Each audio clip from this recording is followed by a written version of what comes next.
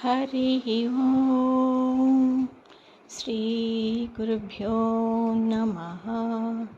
హరి ఓం.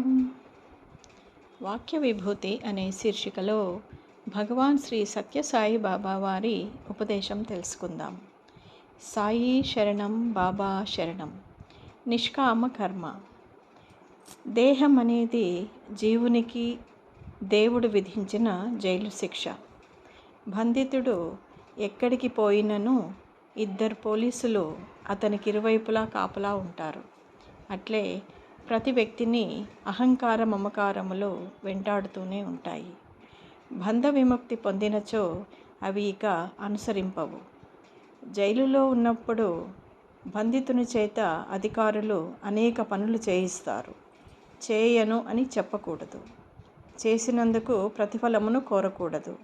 అట్లే నిష్కామకర్మ చేయడం అనేది ప్రతి మానవుని విధి. ప్రతిఫలముపై అతనికి అధికారము లేదు. బంధితుని నడవడికి అధికారి సంతసించినచో నిర్ణీత కాలము కన్నా ముందుగానే వానిని విడిచిపెట్టవచ్చును. అట్లే జీవి సంచిత కర్మానుసారంగా ఎన్ని దేహములను మారవలసి ఉండినను సర్వాధికారి అయిన దైవము మెచ్చుకొనున్నట్లు తాను నడిచెనేని ఈ జన్మలోనే ముక్తిని పొందవచ్చును. ఏ కర్మ చేయుచున్నను ఈశ్వరునిపై మనసు నిలుపుటచే భగవద్ అనుగ్రహము లభించును. మీరు దేవుని మరచినచో అనేక దేహములు అనగా జన్మలు ధరించవలసి ఉండును.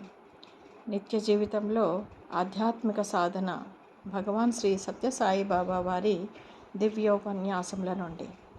హరి ఓం శ్రీ గురుభ్యో నమః.